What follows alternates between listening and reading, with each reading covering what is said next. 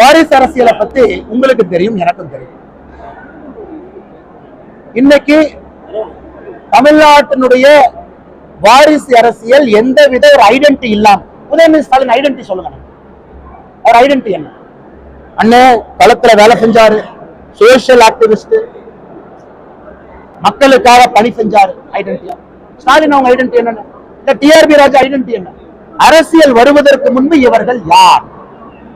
நீலகிரி தொகுதியில் எம்பி நிற்கிறாரு, போட்டி போடுறது அதிமுக. யாரோட பையன்? Chennai south, central, north 3 MP வேட்பாளர்கள். யாரு குழந்தைங்க? பொன்முடி அவங்க பையன் எங்க நிக்கிறாங்க? துரைமுருகன் அண்ணன் பையன் எங்க நிக்கிறாங்க? KN நேரு அண்ணன் பையன் எங்க நிக்கிறாங்க? தயவு செய்து வாரிசு அரசியலை கொச்சப்படுத்தாது. நான் கேட்கக்கூடிய வாரிசு அரசியல் என்பது தனித்தன்மை எதுவும் இல்லாம தமிழ்நாடு முழுவதுமே மகனும் மகளும் நிற்க வேண்டும் என்பதற்காக 2024 பாராளுமன்ற களத்தை பயன்படுத்திக் கொண்டிருக்கிறார். கடைசி கேள்விங்க, சௌமியா அன்புமணி அவர்களுக்கு தகுதி இருப்பதாக நான் பார்க்கின்றேன். ஒரு பெண்மணி சுயமா வந்திருக்கிறார், பசுமை இயக்கத்திற்கு வேலை செஞ்சிருக்கிறார். பசுமை இயக்கத்திற்கு சௌமியா அன்புமணி அவர்கள் வேலை செய்யவில்லை என்று யார் சொன்னாலும் கூட தவறு.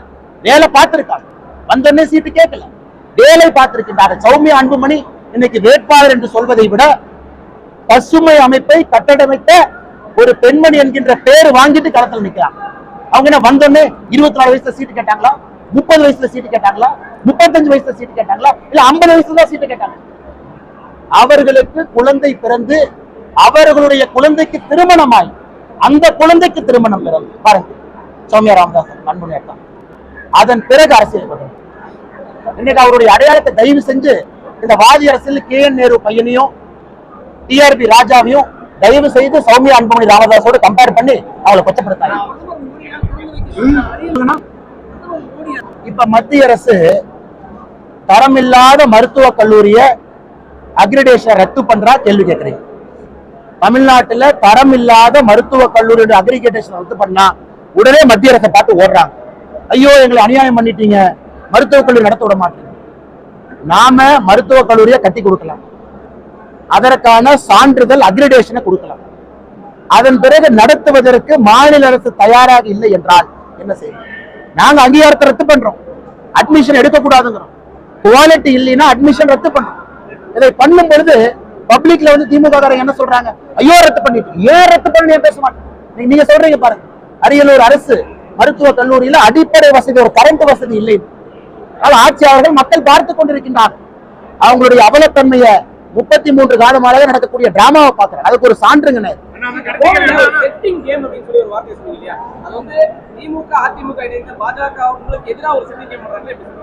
நீங்க தான் எழுதிருக்கீங்க. ஒரு நிமிஷம், நீங்க தான் எழுதிங்க.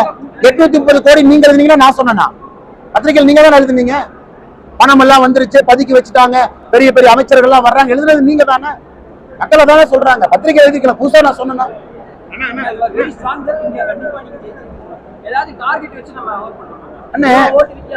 எங்களுக்கு